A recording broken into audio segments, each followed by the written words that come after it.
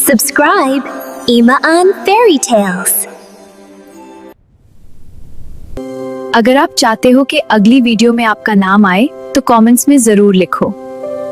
एक जमाने की बात है, मंगोलिया की अजीम सुल्तानत पर बादशाह राशिद और मल्लिका फतिमा निहायत अदल और इंसाफ से हुकूमत करते थे। उनके 5 बहादुर और हसीन शहजादे थे, खालिद, अयान, हैदर, हसन और आदिल, जो अपनी शुजात और भाईचारे की वजह से पूरी दुनिया में मशहूर थे। एक दिन शिकार के दौरान ये 5 भाई जंगल के दरमियान एक ऐसी पुरस्कार झील के किनारे पहुँचे जहाँ का पानी फिरोजी रंग का था और फजा में एक अजीब सा जादू महसूस होता था। वहाँ झील के किनारे निहायत कीमती और चमकदार 5 लिबास बिखरे पड़े थे, जिन्हें देखकर सब हैरान रह गए। सबसे बड़े शहजादे खालिद ने, जो सबसे ज्यादा समझदार और दूर अंदेश था, वो लिबास उठा लिए और अपने भाइयों को हिदायत की कि इस बारे में किसी को कुछ न बताया जाए। मगर उन्हें खबर न थी कि झील के ऊपर मंडलते हुए 5 सुर्ख कबूतर असल में वही कैद शहजादियाँ फराह, अस्मा, रुकिया, आलिया और सहिन है, जिनके ये लिबास है। और अब इन 5 शहजादों की जिंदगी हमेशा के लिए बदलने वाली थी। रात के सन्नाटे में जब पूरा महल नींद की आगोश में था, बड़े शहजादे खालिद को एक इंतहाई अजीब और पुरस्कार ख्वाब आया।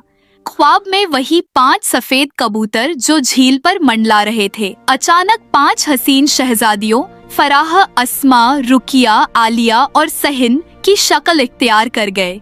उनकी आंखों में आंसू थे और वो मदद के लिए पुकार रही थीं। उन्होंने खालिद को बताया कि वो एक दूर दराज दुनिया में कैद है और सिर्फ वही 5 भाई उन्हें इस जादू से आजाद करवा सकते हैं। सुबह होते ही खालिद ने अपने 4 भाइयों अयान, हैदर, हसन और आदिल को जमा किया और अपना ख्वाब सुनाया। सब भाइयों ने फैसला किया कि वो इन मजलूम शहजादियों को बचाने के लिए किसी भी हद तक जाएंगे। अपने सफर का आगाज करते हुए वो उसी झील की जानिब निकल पड़े जहाँ से उन्हें उस राज की पहली कड़ी मिलनी थी। मगर उन्हें मालूम नहीं था कि रास्ते में उनका सामना अजीम इम्तिहानात और जादुई मखलूकात से होने वाला है। शहजादा खालिद और उसके 4 भाई अयान, हैदर, हसन और आदिल अपने सफर पर निकल पड़े। कुछ दूर चलने के बाद उन्हें रास्ते में 5 अजीमुल जुस्सा और खौफनाक देव जायंट्स मिले, जो एक पुरस्कार किला के बाहर बैठे थे।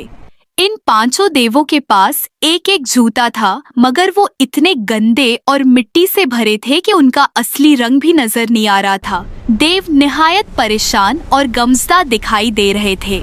सब शहजादों ने डरने के बजाय अपनी तवज्जो उनकी मदद पर मरकूज की और उन्होंने अपने हाथों से उन गंदे जूतों को साफ करना शुरू कर दिया। जब 5 जूते चमकने लगे तो देव खुशी से झूम उठे और उन्होंने शहजादों की इस सच्चाई और खिदमत को देखते हुए किला का वो अजीमोशान दरवाजा खोल दिया, जिसे खोलना किसी आम इंसान के बस की बात नहीं थी। इन देवों ने शहजादों को दुआ दी और बताया कि उनकी ये नेकी आगे चलकर उनके बहुत काम आएगी। मगर असल इम्तिहान तो अब शुरू होने वाला था, क्योंकि किला के अंदर की दुनिया और भी अजीब थी। किले के भारी दरवाजे के अंदर कदम रखते ही शहजादों ने एक निहायत हसीन मगर खामोश मंजर देखा।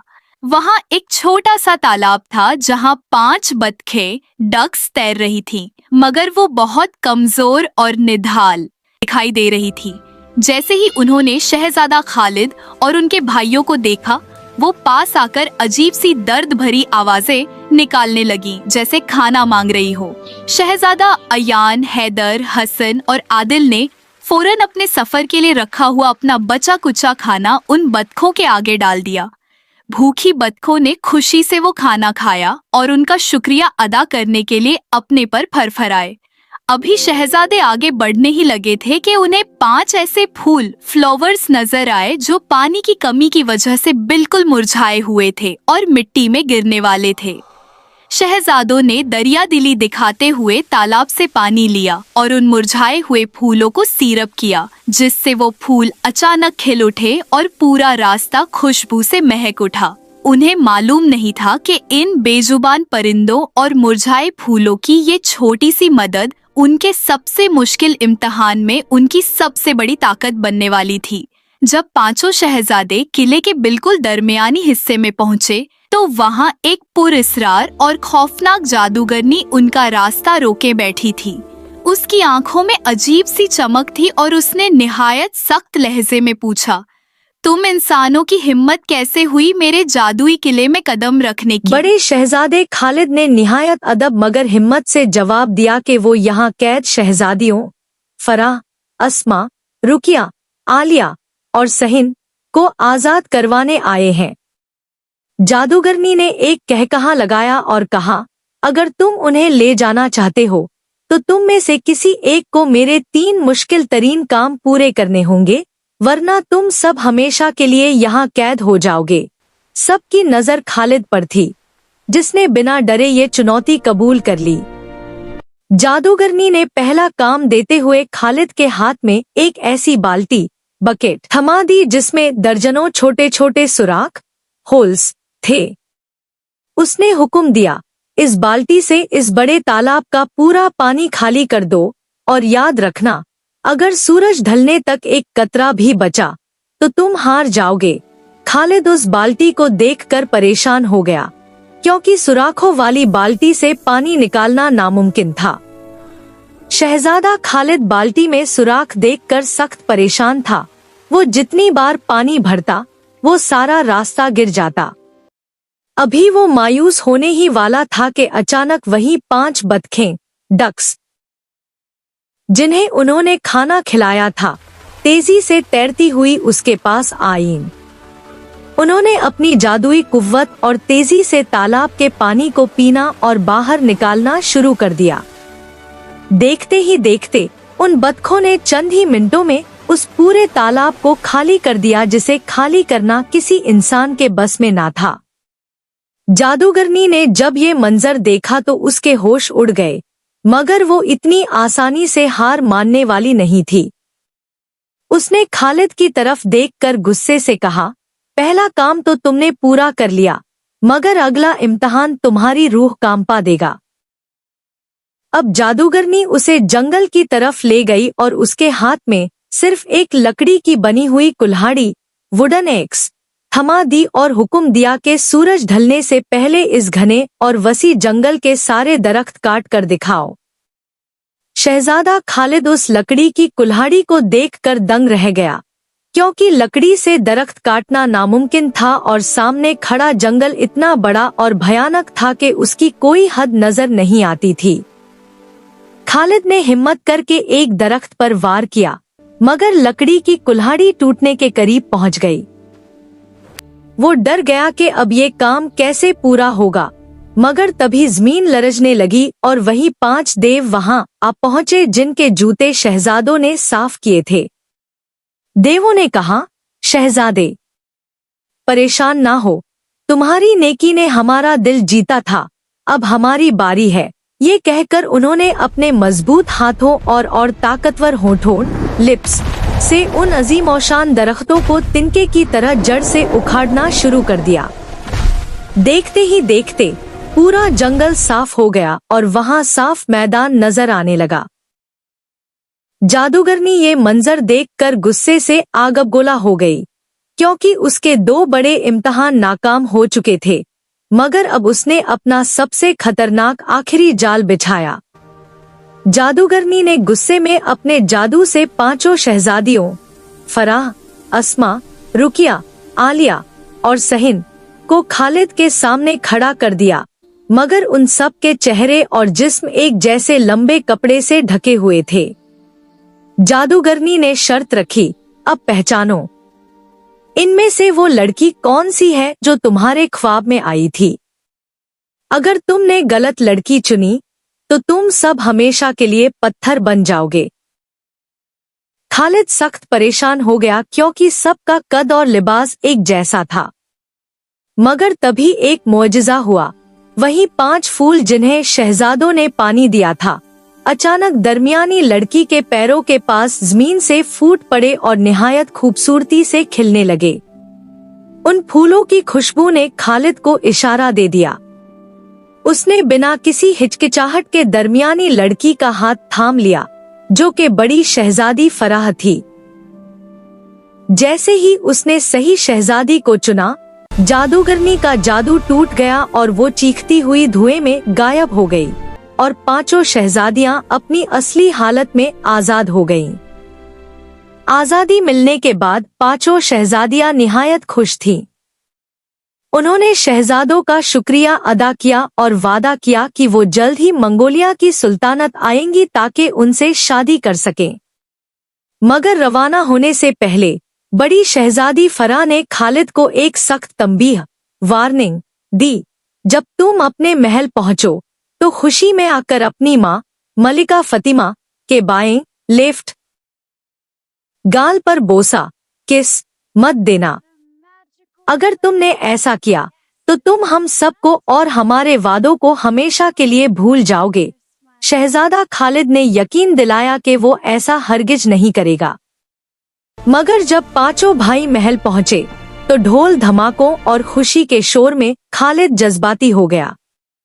अपनी माँ को देखते ही वो उनसे लिपट गया और भूल से उनके बाएं गाल पर बोसा दे दिया। उसी पल एक अजीब सा झटका लगा और खालिद समेत पांचों भाइयों के दिमाग से उन शहजादियों का हर निशान और हर याद मिट गई, जैसे वो कभी मिली ही ना हो। कई साल बीत गए और शहजादा खालिद और उसके भाइयों को उन शहजादियों का ख्याल तक न आया। बादशाह राशिद ने खालिद की शादी एक दूसरी सुल्तानत की शहजादी से तय कर दी। महल में जश्न का समा था और पूरी दुनिया से शहजादियों और बादशाहों को दावत दी गई थी। उधर जब फराह, अस्मा, रुकिया, आलिया और सहिन को इस शादी की खबर मिली तो उन्हें समझ आ गया कि खालिद से वही गलती हुई है जिसका उन्हें डर था। उन्होंने फैसला किया कि वो अपनी मोहब्बत को इतनी आसानी से खत्म नहीं होने देंगे।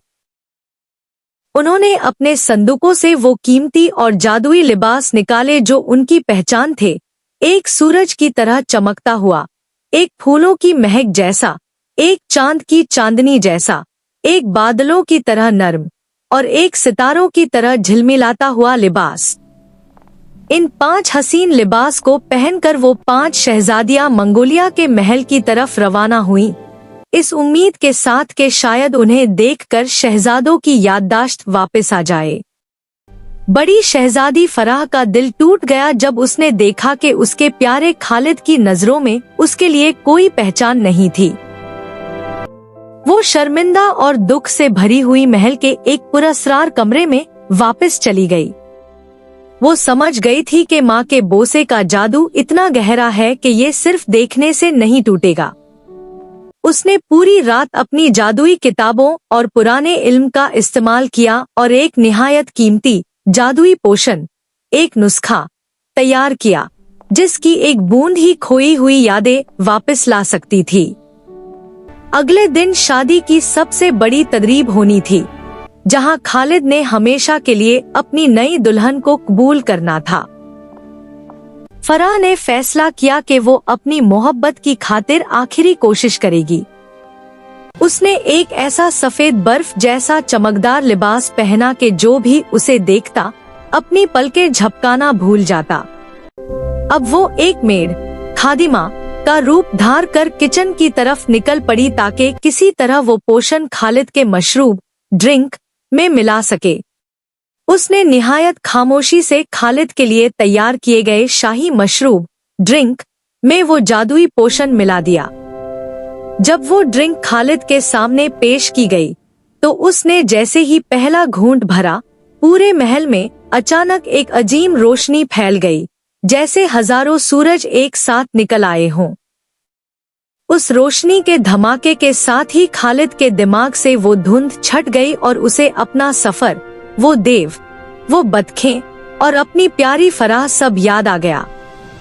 उसने पलटकर देखा तो सामने बर्फ जैसे लिबास में परीजाद खड़ी थी।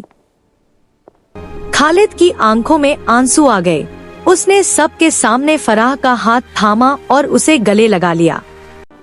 पूरा महल ये मंजर देखकर दंग रह गया, क्योंकि खालिद अब अपनी पुरानी मोहब्बत को पहचान चुका था और उसके साथ रक्स करने लगा था।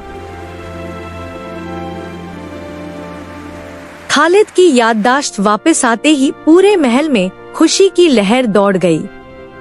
बादशाह राशिद और मलिका फतिमा पहले तो हैरान हुए, मगर जब उन्होंने पांचों शहजादों और उन 5 शहजादियों फराह, अस्मा, रुकिया, आलिया और सहिन की सच्ची मोहब्बत और उनकी कुर्बानियों की दास्तां सुनी, तो उन्होंने इस रिश्ते को दिल से कबूल कर लिया। वो दूसरी शहजादी, जिससे खालिद की शादी होने वाली थी, ने भी जब ये सब देखा तो वो मुस्कुरा कर पीछे हट गई, क्योंकि वो समझ गई थी कि सच्चा इश्क क्या होता है। अगले ही दिन मंगोलिया की सुल्तानत में एक ऐसी शादी की तैयारी शुरू हुई जिसकी मिसाल पहले कभी नहीं मिली थी। 5 भाइयों और उन 5 परिस्तान की शहजादियों की शादी एक साथ एक ही मंडप में तय पाई। महल को फूलों, चरागों और जादुई रोशनियों से दुल्हन की तरह सजा दिया गया। ये सिर्फ 5 जोड़ों का मिलन नहीं था, बल्कि 2 अजीम सुल्तानतों के दरमियान दोस्ती और वफा का एक नया बाब शुरू हो रहा था। शादी की धूमधाम पूरे 1 महीने तक जारी रही और मंगोलिया की सुल्तानत एक बार फिर से जन्नत का नजारा पेश करने लगी। वक्त गुजरता गया और खुशियों का ये सिलसिला यूं ही चलता रहा। फिर कुछ सालों बाद पूरी सुल्तानत में एक बार फिर जश्न का समा तब हुआ जब बड़ी शहजादी फराह और शहजादा खालिद के घर एक निहायत हसीन और नन्ही शहजादी की विलादत हुई, जिसका नाम उन्होंने अजरा रखा। शहजादी अजरा की पैदाइश ने न सिर्फ खालिद और फराह की जिंदगी मुकम्मल कर दी, बल्कि पूरी मंगोलिया की सुल्तानत में बरकत और खुशहाली की एक नई लहर दौड़ गई। 5 भाई और उनकी शहजादियां मिलजुल कर रहने लगे और उनका ये मजबूत रिश्ता और मोहब्बत पूरी दुनिया के लिए एक मिसाल बन गई। इस तरह अजरा के आने से सुल्तानत की रौनकें दोबारा लौट आईं और वो सब हमेशा के लिए खुशी खुशी रहने लगे। Subscribe Imaan Fairy Tales. Video देखने का शुक्रिया। बुरा करम हमारे चैनल पर जाएं। बहुत सी परियों की कहानियाँ आपका इंतजार कर रही हैं।